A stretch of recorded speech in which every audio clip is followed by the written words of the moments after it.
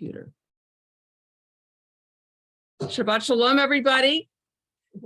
So we have a couple of people live here and people on screen. I know there are a few people who were meaning to come who weren't able to. Ruth, if you've gone off to look for a Bible, I have it up on the screen, so you don't need to. Anyhow, okay, let's start with the blessing. Hang on a second, I'm going to share my screen. And let's say the blessing for studying Torah. Baruch atah Adonai Eloheinu melech haolam asher kitshanu b'mitzvotav v'tzivanu la'asok b'divrei Torah. Blessed are you, Adonai, our God, sovereign of all, who hallows us with mitzvot, commanding us to engage with the words of Torah. Okay, so I want to also, we stopped at the first book of Kings, chapter 14, verse 15. So anybody remember what happened before this? There was a big event that happened right before this. What, immediately before? Yeah, well, yeah. What's that? Joab wanted revenge. Kid was sick and he had his wife go to this priest, I guess, or prophet, Abisha. And well, what happened right before? Oh, right before that? The big historical event. The splitting of Israel. The splitting, yes, yes. Yeah. And so who was in the south and who was in the north? David, south, Saul, north. Correct. Judah, I think Solomon, he's gone now. Solomon died, and it's why did the kingdom split? Rehoboam. Yeah, I get all these similar names. I know they look exactly. You know how I remember it? Okay, there's Rehoboam and Jeroboam. Yeah. You would think Jeroboam with a J would be the king of the south because that starts with a J, but it's the opposite. So that's what I have to remind myself. Okay. Okay, and what was the reason the kingdom split?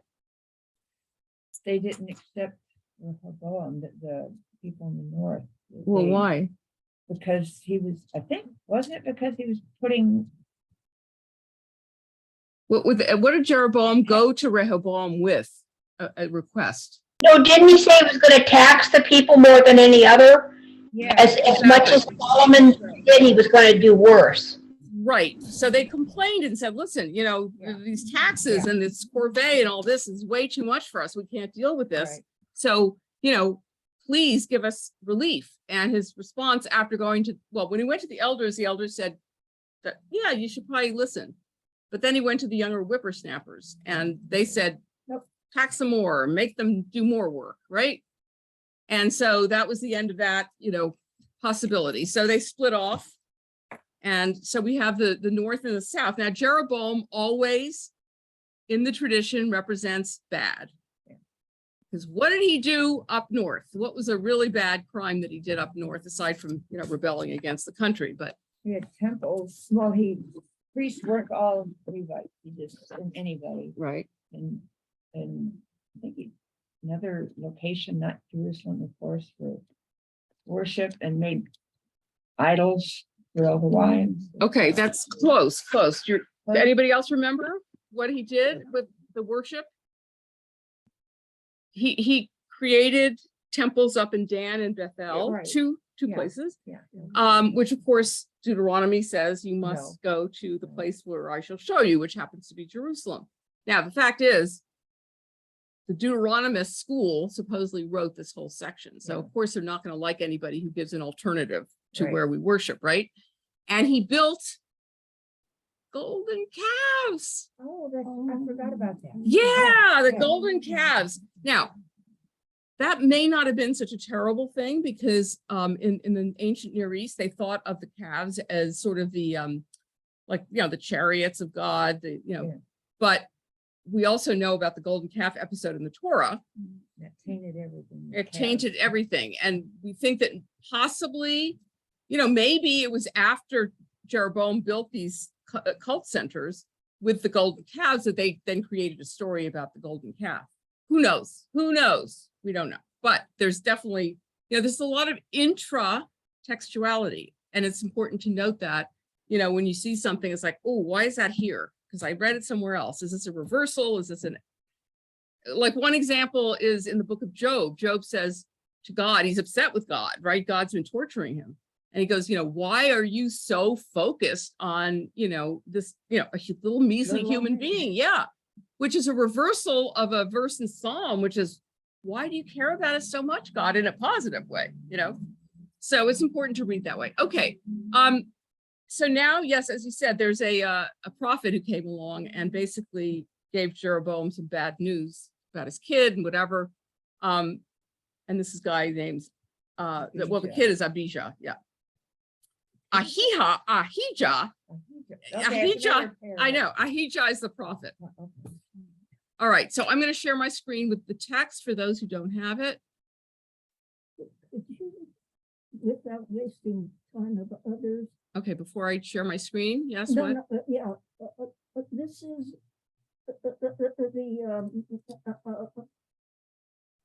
this is before the priests.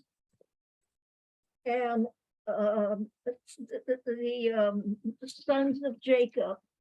Oh, this is way after all Way that. Way after, and Way after. way after. So way after Noah, way after yeah. all of that, Yeah. all of that. So we're in Israel now, in the land of Canaan, and this is happening, and there's still a monarch. No, Okay, After so David. yeah, so after after. So okay, remember we were in, okay, we came to Canaan, yeah. supposedly conquered it, whatever. Okay, and then there was Moses stays back and Jacob goes on. Moses is dead. Yeah. Joshua conquers the land. Okay. Yeah, Okay, yeah, now we have a bunch of tribes that get together and Yeah. create a confederacy. Yeah. And they're ruled by judges. Remember that? That Yeah. was a couple of years Yes. ago. We read Judges. Yeah. Okay, after that, so the judges are ruling different tribes. Sometimes they get together to defend themselves. But the Philistines, for example, they're really who would have been in the Gaza Strip today. And Philistine is where the word Palestine comes from, and it was purposely chosen as a slap in the face to Jews. But anyway, that's another story. So you have the Philistines posing a big threat, and eventually the people say we need to band together and have a king. Okay, so they pick Saul. okay. That was back a year or two ago. Okay, Saul ends up losing the dynasty Yes. and is replaced by David, right? Yes, yes, David dies and Solomon takes over. yes. Solomon dies and now we have Rehoboam. But when Rehoboam takes over, after we had a united kingdom for a few kings, now they split. And you have Israel to the north with the 10 tribes in the north, and you have Judah in the south Yes, with Benjamin, which is sometimes Yes. conflated with Judah. okay. And then remember in 586, the Assyrians will come and take over. I'm sorry, in 722. 722 BCE, the northern kingdom is destroyed by Assyria. The 10 tribes are lost. Oh, And in 586, Judah is taken over by Babylonia. okay, thank you. So, Just before that. so we're not there yet. And I don't know where we'll get to by the end of the year, but we'll see. Okay. Okay, everybody cool? Everybody sort of situated? Yeah. All right, Thank you, good. thank All right, you. so let's share the screen. All right, so now we have, let's get rid of the ad here. So this is remember about the son Abijah being ill. Yes, Yeah, he was sick, and then the prophet comes along and says, you've done evil. You haven't been like my wonderful servant, David. I always react whenever I read that. Yeah, it's Eye like, rolling. Like, yeah, it's like, huh? Okay.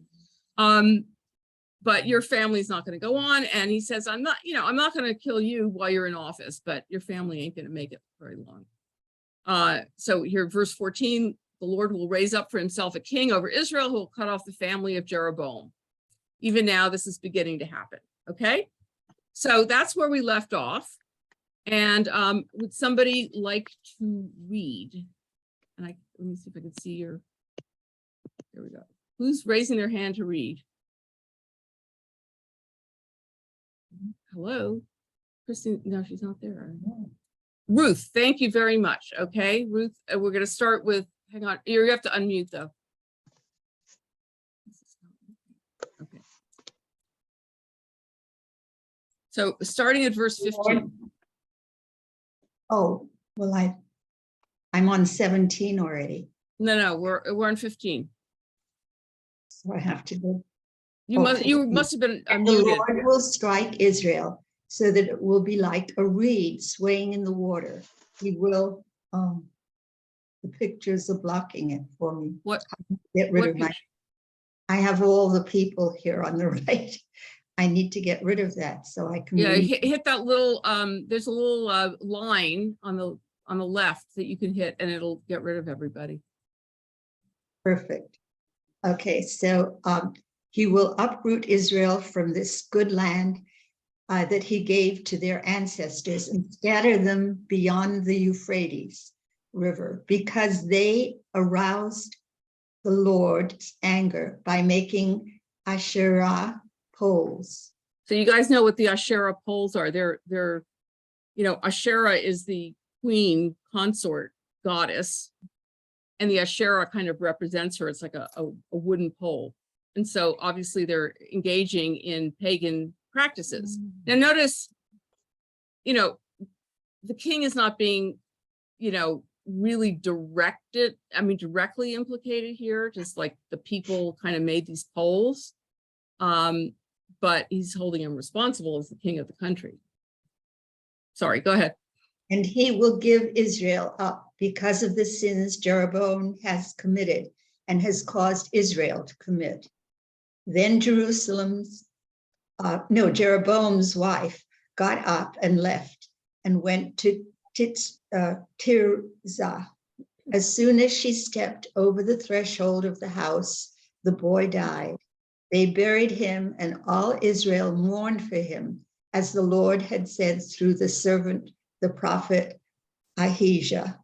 It's interesting. Sorry to interrupt you, but it's interesting that when you think about the fact that constantly, in this rendition of Kings, we're constantly being told, you're not following the way of David. Well, David had the same thing happen to him, right? His kid died because he committed adultery and murder.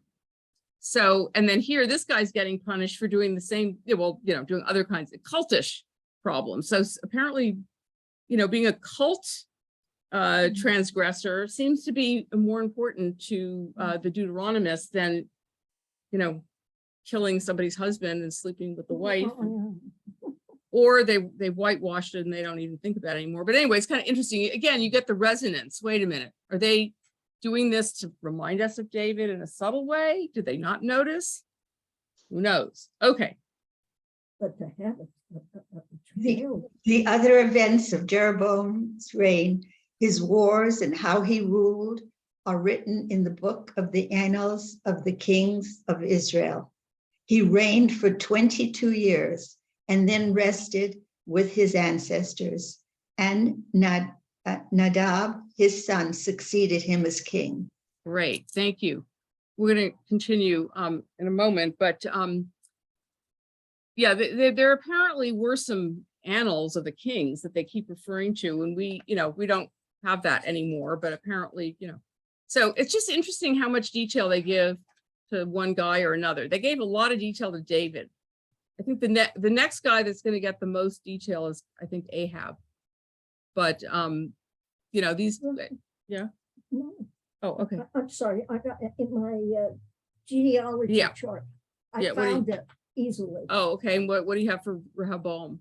18 wives, 60 concubines, 60 daughters, 28 sons. Did you hear that? How productive. So he, listen, they were, first of all, they were all allowed to have multiple wives. That was not a transgression of any kind. Hey, hi, nice to see you again. We're, I don't know if when you joined us, but we're on chapter 14, verse 20. So I will get back to that in a moment. Okay, any comments, questions? And if you wouldn't mind, Ruth, we'd love to have you continue reading. Unless, Lynn, do you have something? No. Okay. So let's go down here. Okay, verse 21, yeah. Rehoboam, son of Solomon, was king in Judah. He was 41 years old when he became king, and he reigned 17 years in Jerusalem, the city the Lord had chosen out of all the tribes of Israel, in which to put his name. His mother's name was Naamah. She was an Ammonite. Judah did evil. Yeah, I was just gonna say Ammonite ain't one of their preferred countries. Right. Judah did evil in the eyes of the Lord. By the sins they committed, they stirred up his jealous anger more than those who were before them had done. They also set up for themselves high places, sacred stones, and Asherah poles on every high hill and under every spreading tree. There were even male shrine prostitutes in the land. The people engaged in all the detestable practices of the nations the Lord had driven out before the Israelites. Okay, let's stop there for just a moment. I want to share just a couple of things. So again, Rehoboam is not being directly held accountable. I mean, yes, as king, but the narrator keeps talking about how the people went off and participated in these pagan cults. So he's a descendant of King David. Maybe that's why they don't want to be too rough on him, but he's still being held to account. Now, the high places. So one of the reasons that that's threatening is because there's a danger of getting engaged in worship with nature up in the high places, and that's associated with fertility cults. So when you hear about the temple prostitutes or whatever, supposedly there was a lot of that going on. And those are my two comments. Anybody have any questions or comments before we move on? Okay, here we go. Yeah, female prostitutes. Listen, there may have been male prostitutes too. I don't know. But I think it mentioned the male here because Yeah, that's in addition to the regular. old oh, female. okay.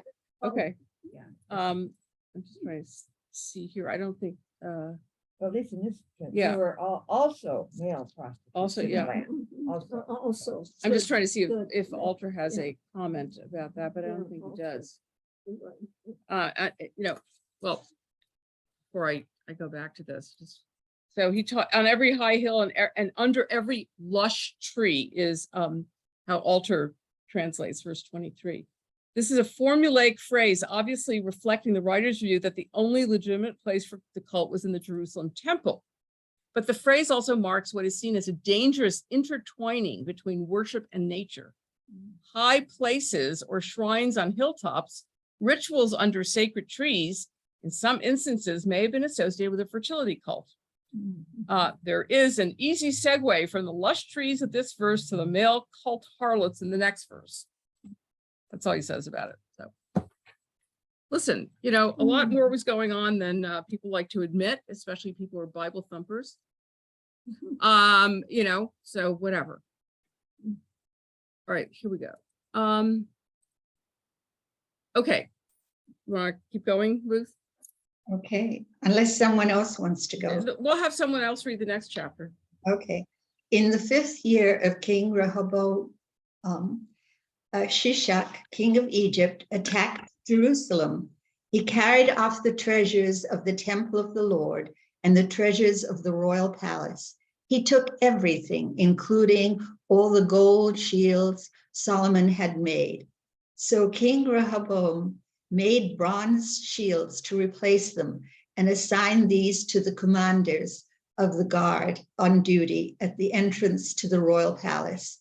Whenever the king went to the Lord's temple, the guards bore the shields, and afterwards they returned them to the guard room. As for the other events of Rehoboam's reign and all he did, they are not written in the book of the annals of the kings of Judah. There was continual warfare between Rehoboam and Jeroboam. And Rehoboam rested with his ancestors and was buried with them in the city of David. His mother's name was Naamah, and she was an Ammonite. And Abijah has a son succeeded him as king. Thank you. Now, notice that they're at constant war, which again, it's just really interesting that this whole enterprise started with two separate sort of kingdoms or areas, right? The North and the South. Sound familiar? And that they never really managed to come together. And so they split.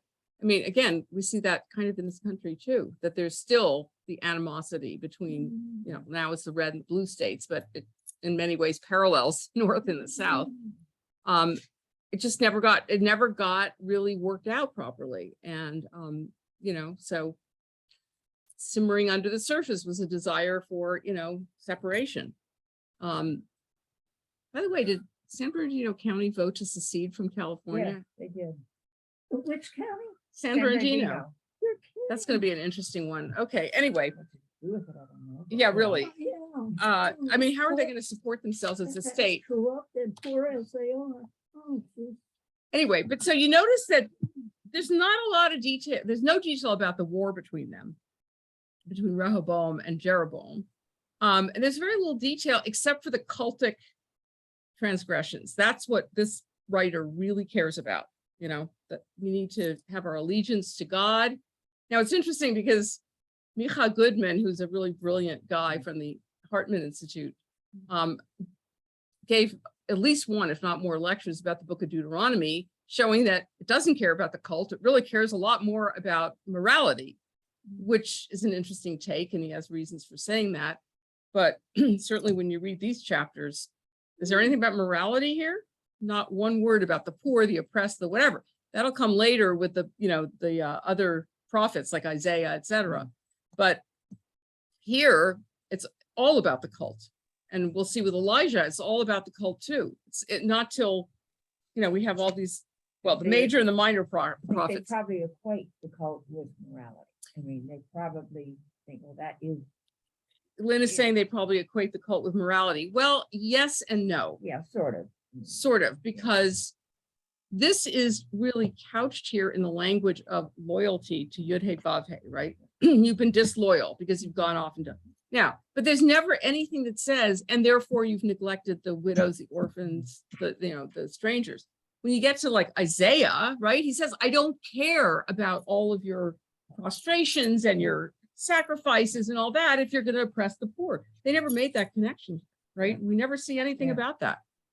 Now, maybe that this is a much earlier time and this is the language they know and they use. I don't know, but Deuteronomy certainly talks about taking care of the poor and so I don't know what happened to this Deuteronomy writer, but he's kind of lost his connection to ethics. Okay, so let's see, let's continue. When was it actually written? Do you know? Well, By whom?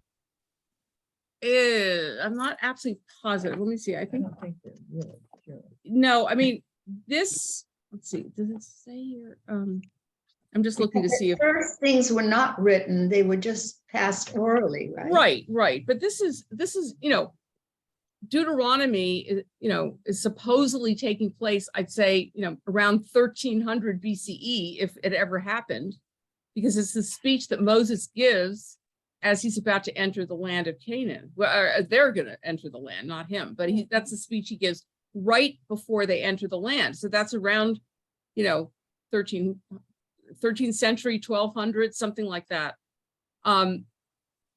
This stuff is taking place in like the year, 900, I was going to say 900. 900, around the 900s, yeah, BCE. Going by this chart. Before the Yeah. coming. Oh, So good, this is taking place in the 900s. It doesn't mean it was written in it was probably written in the 5th century, I would think, because the book of Deuteronomy, we're not sure. Could be 8th century. I don't know. Is that a photocopy from here? You know what? know. I have a timeline that I have given out. I'm happy to make another copy for you. I don't know where I got this picture. One. That's not for me. So that's I don't know. I think was it a part of the material that goes with some version of the Tanakh, Yeah. I mean, I do. don't Oh, remember. yeah. I have a chronology that I can give you. And yeah. Okay. Is there anything that we need to read into when it says, slept with his fathers and was buried with his fathers. Isn't slept with? No, slept with his fathers means that he was buried in the same place as his Yeah, ancestors. so- So that's a good thing. So it was repetition. Slept with Or saying he died. Okay, we're hearing something very, what And are we hearing? Somebody needs to mute. Who's, okay, the only person, where is I that think coming it's from? Sandy. Sandy I needs tried to to, mute. okay, it's Sandy. Sandy, I just had to mute you, sorry. Go ahead. No, died is inferred here, slept with his father. No, and was buried with his And was father. buried. here it just says, and Rehoboam lay with his fathers. So slept in the sense of lying down and never getting up But again. they separate the slept with and the burying. Yeah. in one- Two phrases in one sentence. there. On Slept with his 31. fathers and was buried Yeah. with his father. That's what I'm saying, the slept with his father, just saying, And the past. It does say that pointedly, this phrase is absent from the report of Jeroboam's death in verse 20. So when Jeroboam dies, it just says he lay with his fathers. It doesn't Yeah. say he was buried. Yeah, Here it Yeah, is, buried. you know, Yeah, and that's when he died. but buried is important because you know, as we've said and seen in a couple of other situations, you don't want to let the body out there rotting and being eaten by, you know, Scavengers. In ours, it says Jeroboam reigned 22 years. Not, but it doesn't say he was buried. That's the then he difference. slept with his fathers. It the same- means to lay, you know, I don't have the Hebrew right here, but I mean, it does not mean anything sexual. Okay. It really No. doesn't. Oh, oh, that's what you were, no, No, no, that's just He an passed express. on, he's with wherever the Right. ancestors Yeah. were. Yeah, are. it's, you know, it's like, we don't say a lot of times so-and-so died, we say he passed Passed away. You know, away. it's like a gentler way of Yeah, saying, soft, Yeah. Okay. okay, Uh, but be on the lookout for these clues.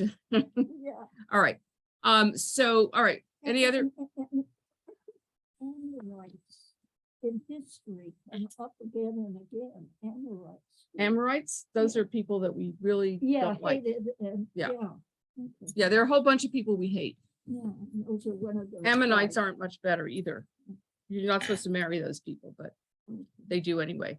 All right, here we go. Let's go to, 15. yes, let me, here we go. Is it big enough here by the, let me see the font size gonna make, oh, I can make the font size extra large. Wait a minute. Okay. Sorry about that. I have that set that way at home, but now I'm not home. Okay. Who would like to read? I can't see anybody right now, so you have to speak up. I will. Thank you. In the 18th year of the reign of Jeroboam, son of Nebat, Abijah became king of Judah, and he reigned in Jerusalem 3 years. His mother's name was Maacah, daughter of Absalom. He committed all the sins his father had done before him. His heart was not fully devoted to the Lord his God, as the heart of David, his forefather, had been. Nevertheless, for David's sake, the Lord his God gave him a lamp in Jerusalem by raising up a son to succeed him and by making Jerusalem strong. For David had done what was right in the eyes of the Lord and had not failed to keep any of the Lord's commands all the days of his life, except in the case of Uriah the Hittite. That is really like incredible chutzpah. I mean, he had the guy killed for God's sakes. Except for that, he was perfect and the paragon of every king we would like to. I mean, it's okay. A moment of humor. Uh-oh, I almost just ended the meeting. Sorry, hit the wrong button. All right, so let's see. Okay. There was a war between Abijah and Jeroboam throughout Abijah's lifetime. As for the other events of Abijah's reign and all he did, are they not written in the book of the annals of the kings of Judah? There was war between Abijah and Jeroboam, and Abijah rested with his ancestors and was buried in the city of David. And Asa, his son, succeeded him as king. He's not even worth more than a couple of paragraphs, this one. Hmm. Okay. Asa, king of Judah. In the 20th year of Jeroboam, king of Israel, Asa became king of Judah, and he reigned in Jerusalem 41 years. His grandmother's name was Maacah, daughter of Absalom. Asa did what was right in the eyes of the Lord, as his father David had done. He expelled the male shrine prostitutes from the land, got rid of all the idols his ancestors had made. He even deposed his grandmother, Maacah, from her position as queen mother because she had made a repulsive image for the worship of Asherah. Asa cut it down and burned it in the Kidron Valley. Although he did not remove the high places, Asa's heart was fully committed to the Lord all his life. He brought into the temple of the Lord the silver and gold and the articles that he had and his father had dedicated. So just notice again, we are focused only on the cult.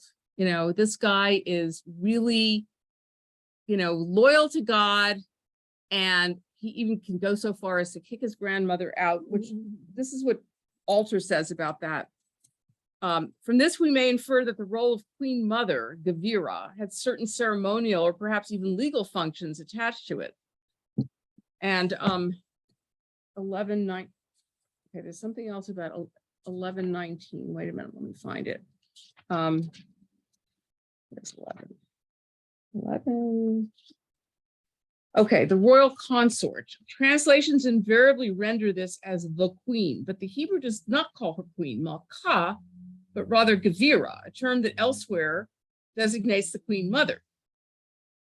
This particular one could not be the king's mother because she's his wife, but Gevira seems to be extended to a woman intimately related to the king, though lacking the full authority and status of the queen. And I guess supposedly she made some terrible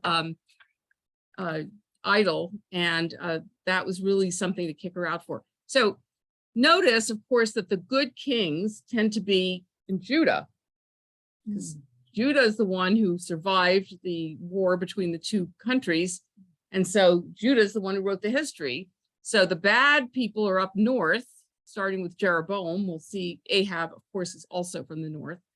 And the south, we have these, you know, really, you know, upstanding, loyal, not all of them, but periodically we get them. And so then we're really. And yet this good guy, Asa, gets rid of his mother and his grandmother.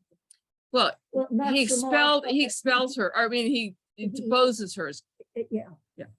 But, you know, if you do it in God's name, it's certainly okay. Yeah. Because after all, David never actually betrayed God in terms of, you know, going after idols, but all he did was he killed somebody and he had committed adultery. That's the only bad thing. Okay. Okay, if you could keep going. There was war between Asa and Baasha, king of Israel, throughout their reigns. Baasha, king of Israel, went up against Judah and fortified Ramah to prevent anyone from leaving or entering the territory of Asa, king of Judah. Asa then took all the silver and gold that was left in the treasuries of the Lord's temple and of his own palace. He entrusted it to his officials and sent them to Ben-Hadad, son of Tabrimon, the son of Hezion, the king of Aram, who was ruling in Damascus. Let there be a treaty between me and you, he said, as there was between my father and your father. See, I am sending you a gift of silver and gold. Now break your treaty with Baasha, king of Israel, so he will withdraw from me. Okay, let me just make one note here. So this payment, the noun in Hebrew is shochad, which in most contexts means bribe. Either the writer put this word in Asa's mouth to convey his own judgment that the payment to turn Ben-Hadad against Baasha was a nasty business, or perhaps more likely, the semantic range of shochad extended to mean any payment offered in order to persuade someone to serve one's purposes. It's clearly some kind of a bribe. Come on, here, I'm going to pay you all this money. Please help me defeat these people from the north, right? So if you call it a bribe or something else, arose by any other name, right? And what is now Syria was part of Israel? Aram. No, it's this country called Aram. Aram. Yeah. Which was part? Not part of Israel. No. No, he's asking this country, Aram, to help him fight against Israel, which is fighting Okay. against him. And he's bribing Aram. Right. Gotcha. Well, bribing or giving him a Or gift, giving him- however you would like to translate it. And they're very much into materialistic. Oh, yeah. Okay. Okay, please continue. Ben-Hadad agreed with King Asa and sent the commanders of his forces against the towns of Israel. He conquered Lejon, Dan, Abel, Beth-Makkah, and all Kinnereth, in addition to Naphtali. When Baasha heard this, he stopped building Ramah and withdrew to Tirzah. Then King Asa issued an order to all Judah. No one was exempt, and they carried away from Ramah the stones and timber Baasha had been using there. With them, King Asa built up Geba in Benjamin and also Mizpah. As for all the other events of Asa's reign, all his achievements, all he did, and the cities he built, are they not written in the book of annals of the kings of Judah? In his old age, however, his feet became diseased. Then Asa rested with his ancestors and was buried with them in the city of his father David. And Jehoshaphat, his son, succeeded him as king. Okay, just one note about the feet.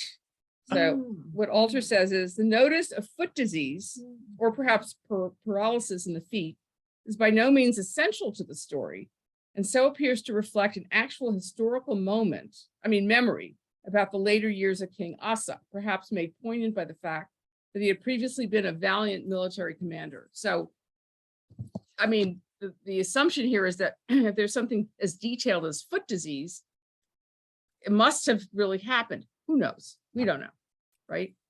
So Unless he had dropsy and was an alcoholic. unless he had dropsy and he was an alcoholic, who knows? But this guy was a good guy. So the foot disease is probably just, old age, maybe neuropathy. Who Or knows? diabetes. Diabetes is yeah. possible, Yeah, certainly. yeah. Yeah. Yeah, that's what I was thinking, diabetes. Yes, Jason. Well, so you mentioned before that this book of the Annals of the Kings that they keep referring to Yeah. is lost, right? And it obviously had a lot more detail in it. So I'm trying to, as I'm reading through these, I'm trying to figure out why did they pick and choose these tiny bits to put in here, knowing that there's this better book, right, that has all this other detail. And for some reason, they felt compelled to include small amounts of history, but then they keep saying, but all the rest of the history is in the other book. So go read that one. So it's it's as if they only are picking and choosing small details, and I can't figure out why. Like, does anyone get a sense of why these are the important things to tell us when they keep telling us all the good stuff somewhere else anyway? I'll let other people speculate. What do you think? Gail, you're muted. You're muted, Gail. I think it's because the Bible was written as a religious book, and the annuals are written as a history book. So it really was never really written as a history book. So, yeah. But what are you I- seeing I- here that's, I mean, some of this is not religious at all. It's just No. talking about wars. Well, it's So- religious in the sense it's religious in the sense that it's dealing with the cult, right? And it's only about loyalty to God and about straying off and worshiping idols and having these poles for Asherah and the fertility cults and all of that stuff. I imagine that the annals cover a lot of war. So there's constant war between these two countries, right? And they skip over all of that stuff. It's like, who cares about that, right? So that's what I imagine, is that the annals are much more about military matters and stuff, that maybe some administrative stuff, but they're just not gonna- History. Just history. Yeah. a There's factual just history. something, there's just something about, okay, you led us into this land, you gave it to us, you drove out all the other people, and within X number of generations, it's sin everywhere you look, it's war everywhere you look. They're building things to the cults again. I mean, what was the point? Right? Like we went to all of this to get you here. You divided, you can't stop worshiping other gods, you can't stop killing each other. There's no sense that peace ever came to the right, or at least long lasting or sustained or even faithfulness. It just paints a pretty dark picture of what people will always do, right? Hello, hello. Right? It's just that like it doesn't matter what goodness is bestowed upon us, we still find a way to mess it up. And Have you read the newspaper lately? Where oh, I know. I mean, it's just it's right here from Yep. thousands of years ago, and Yep. it hasn't changed. you know? Exactly. Thinking this was probably written after the 10 tribes, the Oh, North yeah. was carried away at some point after, and it's just explaining why. I think that's absolutely true as well. That, the North, this is definitely written after the North has been destroyed. And, it's a way to say, see what they did. But Yeah. then, of course, what's going to happen to them? They're going to have the same thing happen to them in the South. Listen, the first time I ever read the Torah, no, I didn't read the whole Tanakh, but the Torah. It was my confirmation, white leather bound, with gold leaf and no Hebrew, from Temple Emmanuel in New York. And I mean, I just read it and I thought, nothing's changed. That's the first thing I thought. Like sibling rivalry. Hello, favoritism among parents. I mean, on that, family level. And then you go beyond that to, ethnic cleansing and wars. And, so unfortunately, yes, this is, and I have to say, that I worry about Israel because how many times have we really messed up the gift that we got, right? And there's a price to pay. And we're fighting today. We don't seem to get along. All these different groups are fighting from inside. So yeah. I mean, I think the election showed that we're not completely off our hinges, but it's still, the fact that things were so close. It's almost like a 50, like us. 50-50, yeah.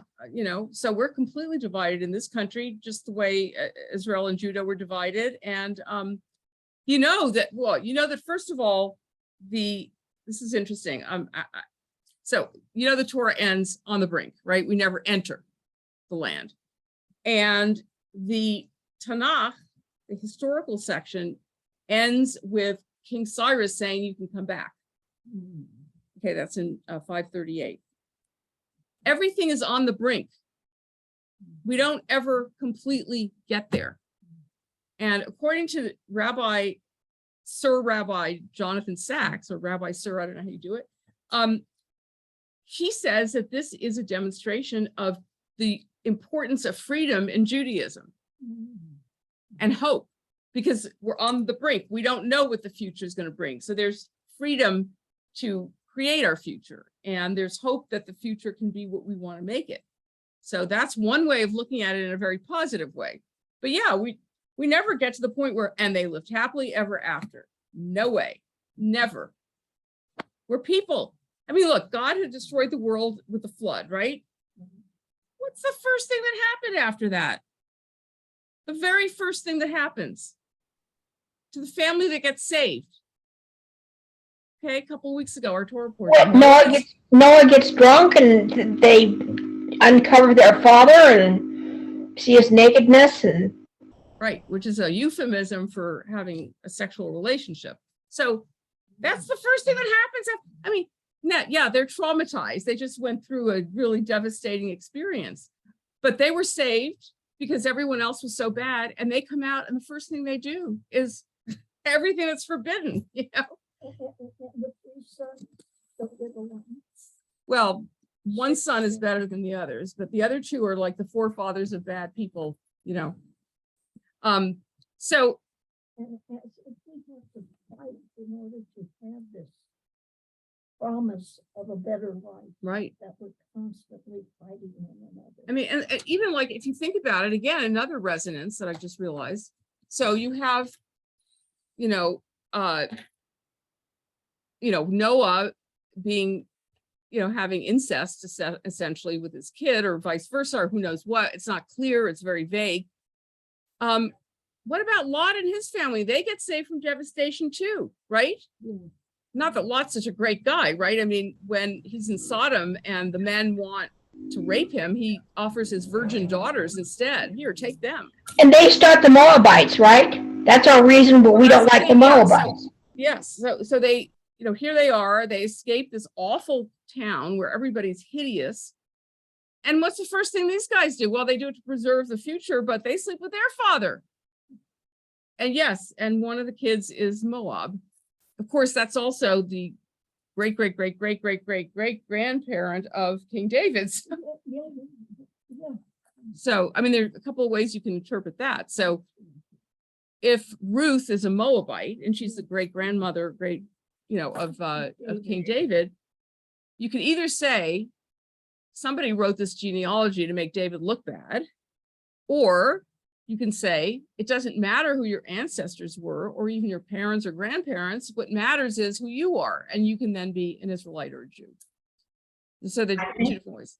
I think it's a big help to look at it from the viewpoint of both Hartman and Rabbi Jonathan Sachs, both Orthodox, and they do have their worries, but they do have hope. Yeah, well, the Because worry, what else can you do, even when things look very bleak? well, that's why, first of all, remember, Samuel, the prophet Samuel said, don't get a king. Because once you get a king, I mean, there's the issue of who's really the king, right? The one up there or the one down here. But, once you have a king, there's corruption that's very possible and very likely. We know power corrupts. Even without a king. Yes, even without a king, it's possible. So, Or a he's dictator, warning. or a dictator is Yeah. worse than a king. Sure. But, the king, is going to become corrupt. And what's one of the things the king's going to, oh, I think I'd like a nice palace. Let me tax people really, high taxes so I can afford it. And let me make people work for me. So, having a king is possibly a problem, and having political power is a problem. And that's what Danielle Hartman was talking about a lot this summer was, how do you wield power in a way that is also ethical and moral? And it's very hard. And then you've got all the different constituencies you're trying to please, which you can't. But, here's some warnings right here. Listen, there are a lot of really important warnings in this book. One of them is about climate. Okay. The Shema, the second paragraph that the Reform movement took out said, if you obey my commandments, all will be well. It'll rain, you'll have food, and everything will be okay. And if not, the sky's going to dry up and you're going to starve. Well, we don't have to look at it as God's punishment. It's a consequence of our behavior. It's exactly what's happening, right? And, if you have political power, look what can happen. You can lose the land, et cetera. There are a lot of really, really important lessons that are right here, It doesn't mean that, this is a prophecy of the future. It just means let's, as a premise, have human beings. Let's let them do what they do. Well, I don't know, I'm just looking at all the corruption in churches too, though, and churches and the temple and, just going the way of there's a lot of corruption there too. oh, sure. Well, there's corruption anytime you have human beings with a little bit of power, right? It's very tempting to say, and, you rationalize it. If I take this gift, it's not that important. Eventually you become really corrupt. And, look, it's easy for us to say, oh, look how bad it is. But if we were in those positions, who knows what we would do? We don't know. Genetically, do we all have the bad seed in us? We all have the, as Temptation. Judaism says, we have the Yetzer Hara and the Yetzer HaTov. We have the evil inclination and the, now interestingly, the fact is, I just studied the Zohar a little bit a couple days ago with Daniel Matt. Oh my God, it's so complicated. But anyhow, the Zohar's explanation or interpretation of the Akedah, the binding of Isaac, is that Abraham represents the, you can either see the midah, the, moral value of compassion, or the sephirah, that's in the, in the Kabbalistic understanding that there are 10 sefirot, which are manifestations or emanations of God. So one is compassion, chesed, and that's what Abraham represents. Isaac represents din, which is judgment, which is the other side of the coin, right? We always are trying to balance chesed and din. So their interpretation is that the reason all of this had to happen was so that Isaac could be somehow become the embodiment of din. I mean, it's a really very tenuous interpretation, but anyhow, the idea was that you have to balance the two. And there was too much chesed, there was too much compassion. You know, if you have too much of either one, it's a problem. So if we can learn, you know, to do that, which we're not very good at, right? We have to learn to, you know, have the power and yet have the morality and, you know, just balance it all out. In our Constitution, that's why there's checks and balances. Checks and balances, right? Yeah. Exactly. Is there any significance, Jason brought up the land, and they mention Tishrei or Tizrah, Cheers up. Tirzah, and It's the name of one of the daughters of Zelophehad. Oh, that's what I keep on thinking. Yes. Okay. Remember, Zelophehad had all these daughters and were not going to inherit any land, and they Oh. demanded that Moses, excuse me, amend the law of inheritance. Okay, and did women then get some? Yeah, if a man dies without any children, any boys, then the land goes to the daughters. Now, it got further amended to say that the women had to stay within the tribe when they got married, so that the tribe wouldn't lose any land. Okay. Wow.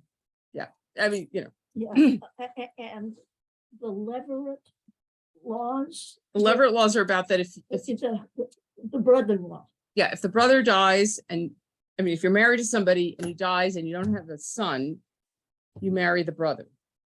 And the son takes on the name of the dead brother. Right, and the brother-in-law gets the widow's property. Is that Yeah, correct? yeah. Okay.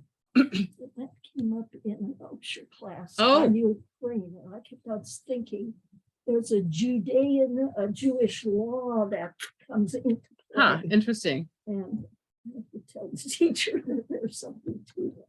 All right. Okay. All right, so let's go baback to our story Is here. there a chronological when the prophets come and because they overlap the prophets and they with the kings, it gets confusing. Yeah, well, Elijah comes and then they say one thing and another one comes and there's another prophet. well, it's pretty much one prophet at a time. I mean, you know, we've started off with Samuel, and then we had Nathan. Elijah's going to come after this. He's up in the north. So it tends to be one after the other. And then when Elijah goes, Elisha takes over, you know. Isaiah is like 8th century. Isaiah, you know, there might be a couple of overlaps, but at the moment we're just kind of going one at a time. They just get so confusing. There's just so many kings. Some of them last for a week, and you know they. Right, and they all have names that sometimes are so similar that you're not sure. Yeah, they sound the same. Yeah. Yeah, and we're not used to those names. Also, if it was John and David and Mark, and you know, you'd say, "Oh yeah, right, that was." Okay. Yeah, let's go to the next. All right, so let's go down to Nadav. Now he is the king of Israel in the north, so he's probably not going to be a good guy. I don't know. I'm just taking a wild guess. Okay, Sherry, do you want to continue? Unless somebody else wants to read. Go for it. Sharon. Hearing no takers, you're elected. Nadab, son of Jeroboam, became king of Israel in the 2nd year of Asa, king of Judah, and he reigned over Israel 2 years. He did evil in the eyes of the Lord, following the ways of his father and committing the same sin his father had caused Israel to commit. Again, we're talking about the northern kingdom here when we say Israel. Yeah, there really wasn't an Israel at this point, or The did north they- was Israel, the south was Judah, okay, two so it countries. Still is Israel and the it's- north. Yeah. What we Okay. call Israel today. Yeah, we call it Yeah, Israel, but yeah. at that time it was the north only, and Okay. the northern tribes. So, you know, again, cultish problem. Okay, Baasha, son of Ahijah, from the tribe of Issachar, plotted against him, and he struck him down at Gibbethon, a Philistine town, while Nadab and all Israel were besieging it. Baasha killed Nadab in the 3rd year of Asa, king of Judah, and succeeded him as king. As soon as he began to reign, he killed Jeroboam's whole family. He did not leave Jeroboam anyone that breathed, but destroyed them all, according to the word of the Lord given through his servant Ahijah the Shilonite. This happened because the sins Jeroboam had committed and had caused Israel to commit, and because he aroused the anger of the Lord, the God of Israel. Okay, so in verse 29, where it says struck down all the males, it fulfills the prophecy, right? You're not going to have any descendants. And it's also apparently the common practice when someone usurps the throne to get rid of all the males, right? So there's no competition. And here we go again with Jason's favorite section. As for the other events of Nadab's reign and all he did, are they not written in the book of the annals of the kings of Israel? There was war between Asa and Baasha, king of Israel, throughout their reigns. Baasha, king of Israel. In the 3rd year of Asa, king of Judah, Baasha, son of Asa, became king of all Israel in Tirzah, and he reigned 24 years. He did evil in the eyes of the Lord, following the ways of Jeroboam and committing the same sin Jeroboam had caused Israel to commit. So as you see, over and over and over again, we get, these evil northern kings, like they can't get a break. And they don't reign for very long, one after the other, right? Yeah, but this is handy. It's sort of visualizing while he's Oh, yeah. king, all of these are taking place while he's there. Okay, It thank you. sort of lets you visualize. So Lynn has a chart here, and it shows you the divided kingdom and how many people are ruling over Israel while a king is ruling over Judah. And there are plenty more in the north and in the south, at least in the beginning. And part of that has to do with the fact that, right, they're so bad, they get struck down, one after the other. I mean, Asa ruled for what, 20 years or something, which is a long time. When we get to Ahab, you're going to see that he's going to rule for a very long time, but not as long as Jehoshaphat. So, okay. Comments? So at this point in time, am I reading this right? That no longer is there Israel per se, that, No, Israel is the north. yeah, but Judah has, doesn't it say that there was war between Asa and Right, Baasha? between Israel and Judah. Judah. Israel is still up there Okay. until 722 BCE. And Oh, we have a long way to go. yes, we do. We have a Okay, long way to go gotcha. before we get to that. Yeah, okay. And yeah. Okay. I'll just say, 24 years of war and sin doesn't sound like a really fun way to spend a large portion of someone's life, based on what life expectancy probably was in those. Which is probably why they say go to the other book if you want any details, because like it's not that interesting. Right? Well, not that humane. I mean, it's been pretty Yeah, they awful. kill a lot of people. Yeah. Well, I was listening to NPR this morning. What were they? They were talking about, oh, no, it wasn't NPR, it was Haaretz. And it was a whole long article about this Palestinian American who's a lawyer for the ACLU and talking about the all the black jails that were all over the world that we had during various wars where we interrogated terrorists and tortured them and stuff like that. What's changed, Jason? I'd rather be killed than tortured, to tell you the truth. Anyway, yeah, I mean, it's, as I said, it's all right here. And if you want more gory detail, you can find the annals and probably find out how hideous they were in war. So, okay, is there anyone who would like to read the next chapter? Are we done? We're done with Oh, yeah, chapter 15. okay, Yeah. All right, I'll read because no one else wants to read. Okay. I have a different book to read. Is it a different chapter? No, I'm saying No, it's different. Different The wordage. the wording. Oh, the would wording. be different, than what they're. Yeah, saying. if you have a different translation and there's an interesting different word from what I'm reading here, please point it out. I mean, the reason, as I said in the past, the reason I picked this one is because it's easy English. And the Hebrew English one, the English is kind of stilted, the one that I found online. So, I can read, Rabbi. oh, thank you, Jason. You want a break? Okay. Then the word of the Lord came to Jehu, son of Hanani, concerning Baasha. I lifted you up from the dust and appointed you ruler over my people Israel, but you followed the ways of Jeroboam and caused my people Israel to sin and to arouse my anger by their sins. So I am about to wipe out Baasha and his house, and I will make your house like that of Jeroboam, son of Nebat. Dogs will eat those belonging to Baasha who die in the city, and birds will feed on those who die in the country. So by the way, that is obviously a horrible thing to do to a body. I mean, it's horrible anyway, but in those days, again, why it's important that it says they were buried with their fathers. Burying is important, right? As opposed to people.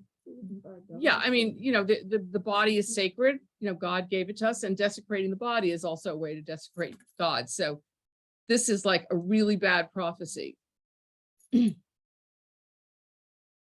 As Okay. for the other events of Baasha's reign, what he did and his achievements, are they not written in the books of the annals of the kings of Israel? Baasha rested with his ancestors and was buried in Tirzah, and Elah his son succeeded him as king.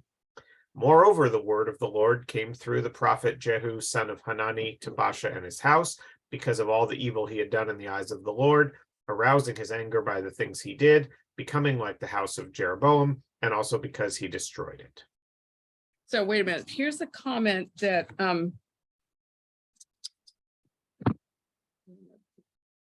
this is what Robert Alter says, and because he had struck him down, although oh, he destroyed it. All right, it's translated differently. How is your verse 7 translated? 7. Yeah. The first part. The second part, Uh, arousing his anger by the yes, against his house, and it was there. Like, start from the beginning. It's Okay, the so- okay. sentences are rearranged. oh, okay. 7.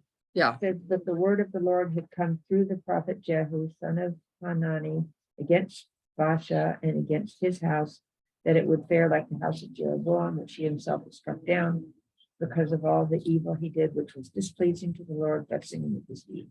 It's just sort of Oh, because here it ends saying with that they got the order here. They say this is what happened, and then after that saying this is what the word of the Lord had said yeah. would happen. Yeah, and so here, let me just read the altar. And indeed, through the prophet Jehu, son of Hanani, the word of the Lord had come against Baasha and against his house, because of the evil he had done in the eyes of the Lord, to vex him by the work of his hands, to become like the house of Jeroboam, and because he had struck him down. Here it says, and because he destroyed it. So this is what Alter says about that. This clause is a little cryptic. I guess that's why it's not translated the same. The initial he has to be Baasha. And so the person he struck down is Jeroboam.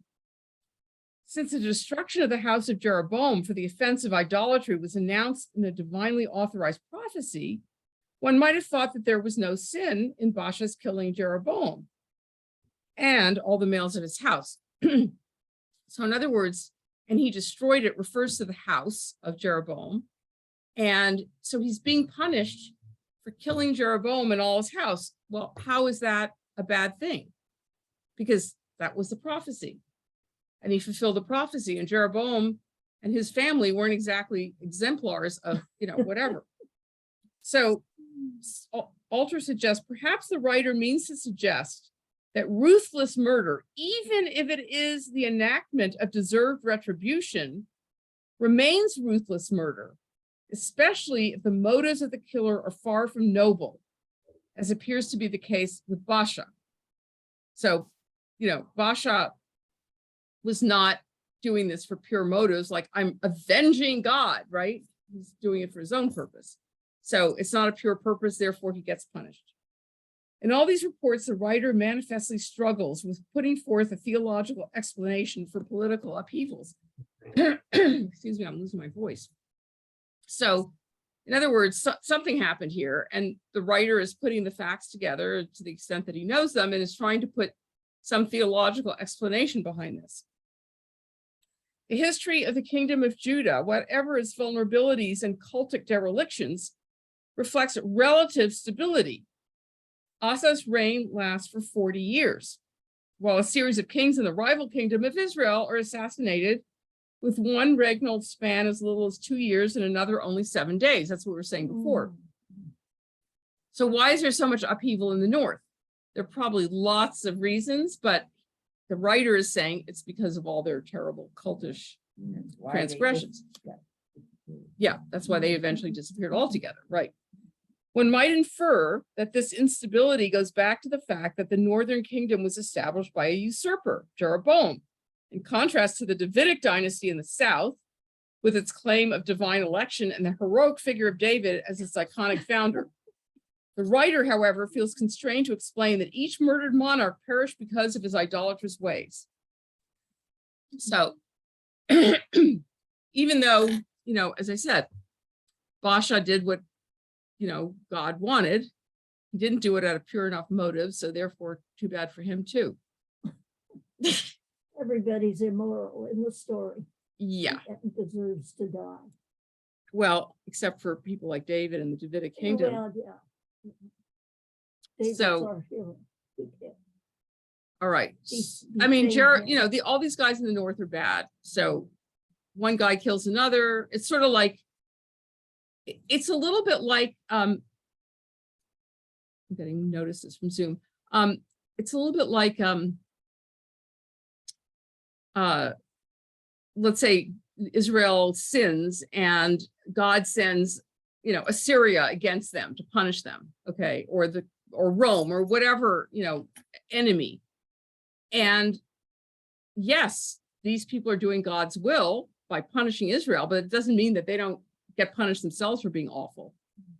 So even if you kill a bad king, if you're a bad king yourself, goodbye. Although he does get buried, not eaten by dogs.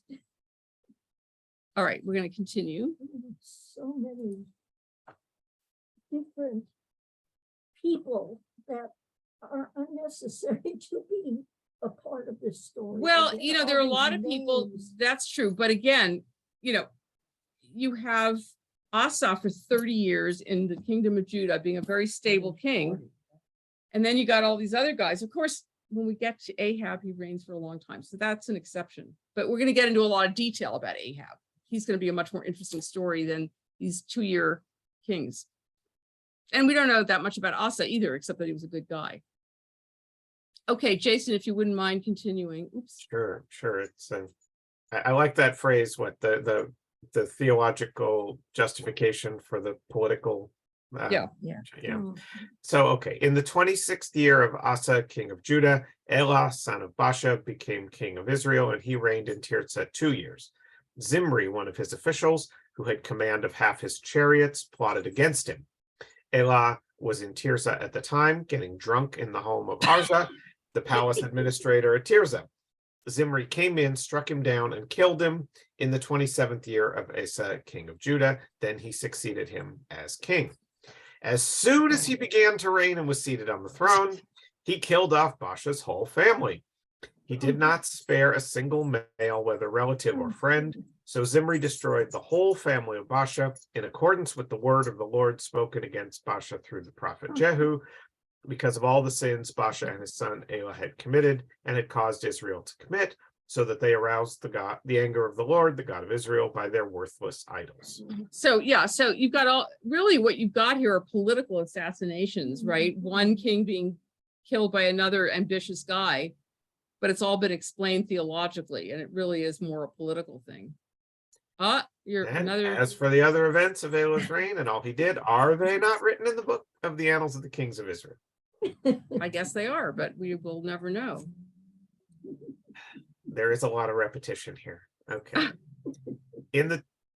Imagine having to have a quiz on all this, just all the names and this. Oh God, I should give you guys a quiz. It's I would proper flunk it. noun craziness here. Okay, in the 27th year of Asa, king of Judah, Zimri reigned in Tirzah 7 days. The army was encamped near Gibbethon, a Philistine town. When the Israelites in the camp heard that Zimri had plotted against the king and murdered him, they proclaimed Omri, the commander of the army, king over Israel that very day there in the camp. Then Omri and all the Israelites with him withdrew from Gibbethon and laid siege to Tirzah.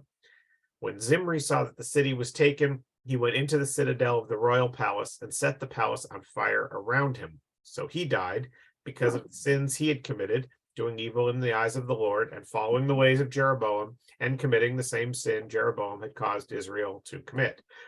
As for the other events of Zimri's reign and the rebellion he carried out, are they not written in the book of the annals of the kings of Israel? Well, I mean, let me just say something in favor of the repetition. There's kind of a rhythm to it. You know, we get this guy and then this guy and this guy, and they're all, you know, and it's like not worth even bothering with them very much, right? I mean, 7 days of reigning, boy, that's, I guess, Truss, the prime minister of Britain, lasted a little longer than that, right?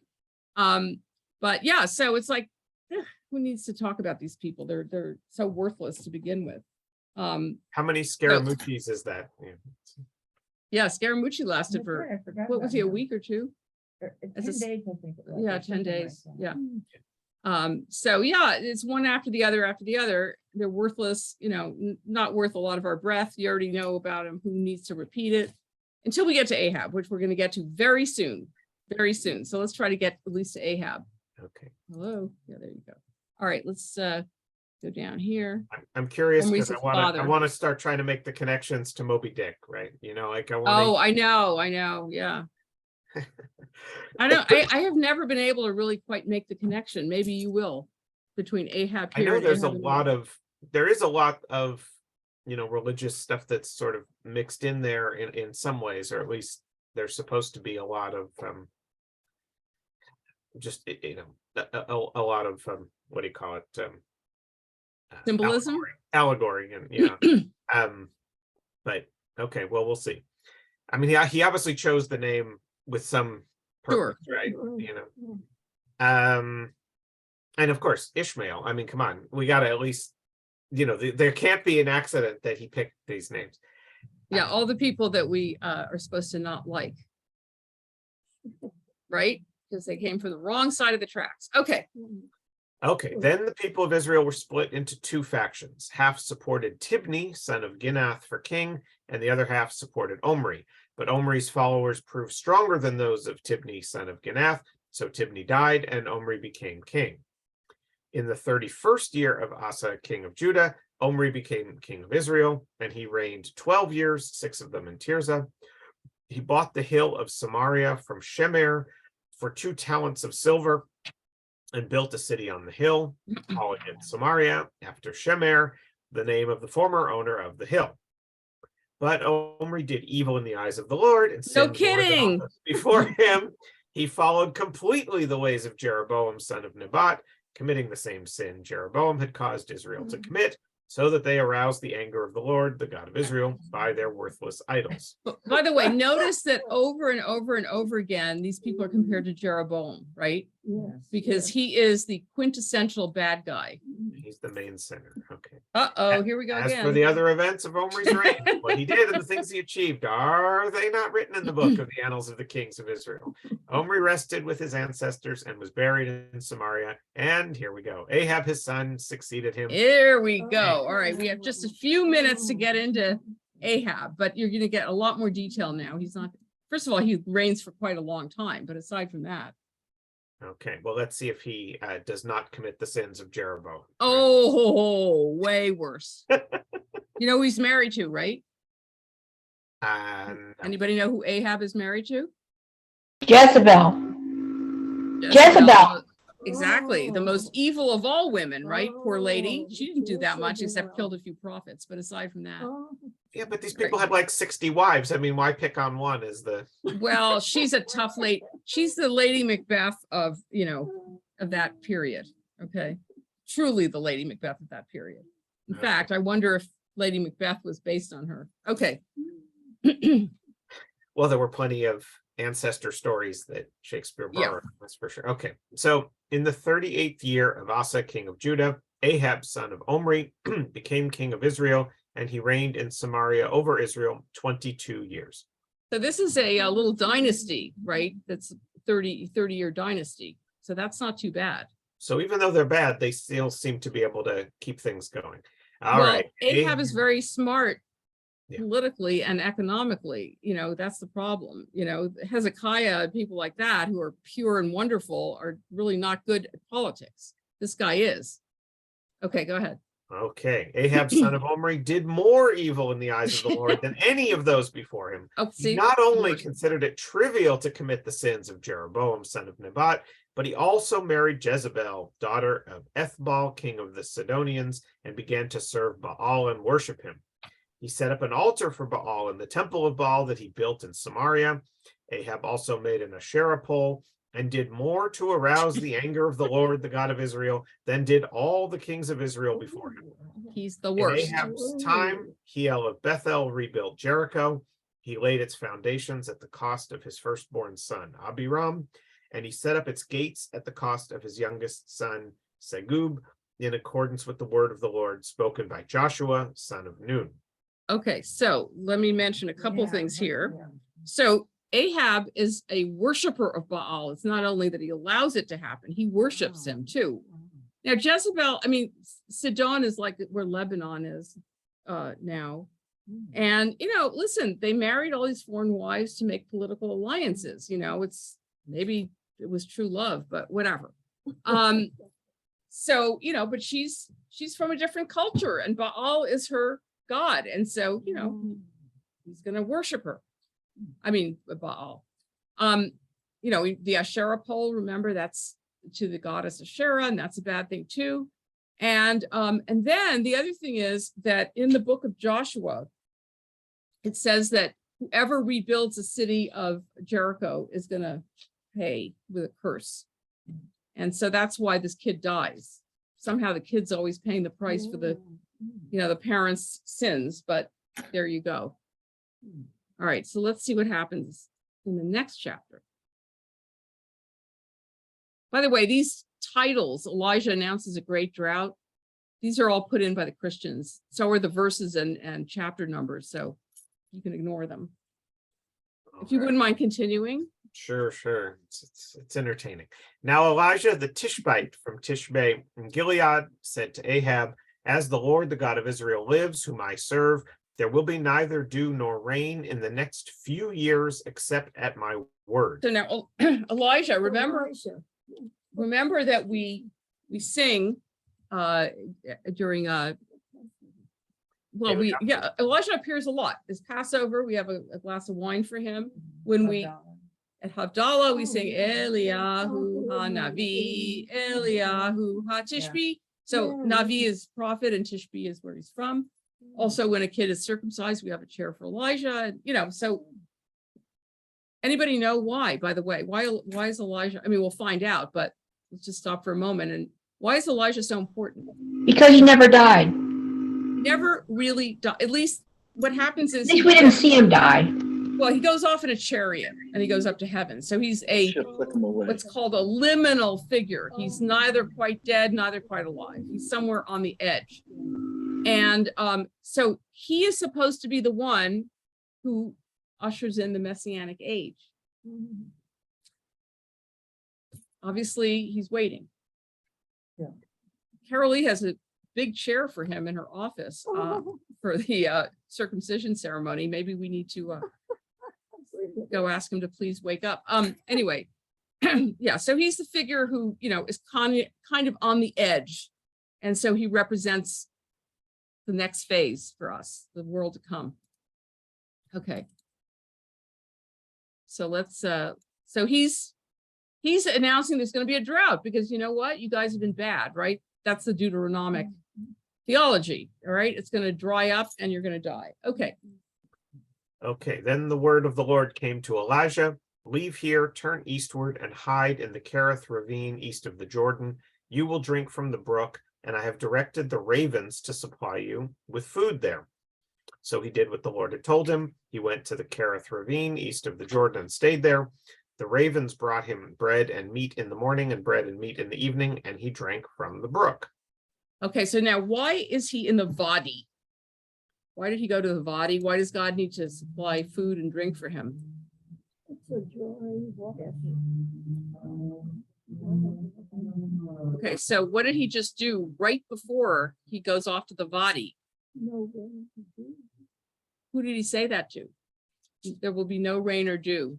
The king. The king, he just said something very harsh to the king, and he thinks, uh-oh, I better run, right? The king might very well come after me for There's going to that. be a drought and starvation, and you wouldn't want to be the bringer Blamed. of that bad news, right? Right, because he says, my word is the only thing that can change this, right? So, Ahab's going to blame him. Your God did this and you have the power to change it, but you're not doing it. So, off with your head. He has water. That doesn't mean that, the rest of the people do. Right, go ahead. Okay, sometime later the brook dried up because there had been no rain in the land. Then the word of the Lord came to him. Go at once to Zarephath in the region of Sidon and stay there. I have directed a widow there to supply you with food. So he went to Zarephath, and when he came to the town gate, a widow was there gathering sticks. He called to her and asked, would you bring me a little water in a jar so I may have a drink? As she was going to get it, he called, and bring me please a piece of bread. As surely as the Lord your God lives, she replied, I don't have any bread, only a handful of flour in a jar and a little olive oil in a jug.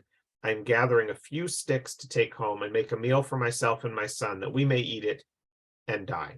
In other words, she doesn't even have enough for a meal to keep them going, right? She's got so little. Elijah said to her, don't be afraid. Go home and do as you have said. But first make a small loaf of bread for me from what you have and bring it to me, and then make something for yourself and your son. For this is what the Lord, the God of Israel, says, the jar of flour will not be used up, and the jug of oil will not run dry until the day the Lord sends rain on the land. Okay, so let's just stop for one moment. This is, asking her to miracle. have an incredible amount of faith in him, right? She has barely enough to just taste some bread before dying. And he says, give me the food first. And so she has to have faith that he's really going to follow through and, make it possible for her and her kid to eat. But apparently he's convincing prophet. What happened to the ravens? The ravens are long gone. Okay, if you wouldn't mind continuing. Okay, she went away and did as Elijah had told her. So there was food every day for Elijah and for the woman and her family. For the jar of flour was not used up, and the jug of oil did not run dry, in keeping with the word of the Lord spoken by Elijah. Sometime later, the son of the woman who owned the house became ill. He grew worse and worse and finally stopped breathing. She said to Elijah, what do you have against me, man of God? Did you come to remind me of my sin and kill my son? What's Correlation here between this and the Jesus stories? I'm sure the Jesus stories were inspired by this. Yeah, I was thinking because I could just see the correlation between them. Yeah. okay? Give me your All right, let's son, fin- Elijah. Oh, go. Sorry. Yeah, no, I just want to finish this chapter and just mention what he does here. Yeah. Give me your son, Elijah replied. He took him from her arms, carried him to the upper room where he was staying, and laid him on his bed. Then he cried out to the Lord, Lord, my God, have you brought tragedy even on this widow I am staying with by causing her son to die? Then he stretched himself out on the boy 3 times and cried out to the Lord, Lord, my God, let this boy's life return to him. The Lord heard Elijah's cry, and the boy's life returned to him, and he lived. Elijah picked up the child and carried him down from the room into the house. He gave him to his mother and said, look, your son is alive. Then the woman said to Elijah, now I know that you are a man of God and that the word of the Lord from your mouth is the truth. So the bread and the oil, that was nothing, right? Yeah, really. So what Robert Alter suggests is that maybe what he did here is, mouth to mouth resuscitation. Or he just asked God to do something and God listened, but obviously we don't know. Or he wasn't that sick. Or he wasn't that sick. Well, he stopped breathing. So, so we're not going to get to Jezebel today, but next time it's going to be very, very juicy because she is a very interesting character and she does some things that, will sound familiar in terms of sort of manipulating her husband to do stuff that he'll regret. So any last comments before we end?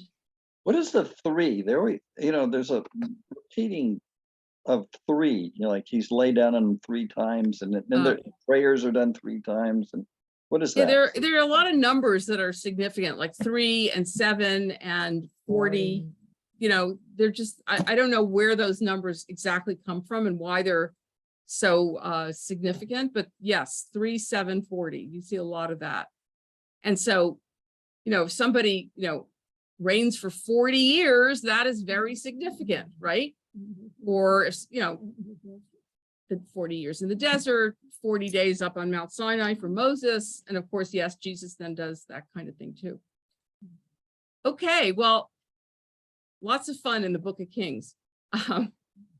Thanks for joining us, and we'll see you soon. Shabbat shalom. Shabbat Shabbat shalom. shalom. Thank you. Shabbat shalom and thank you. Sure.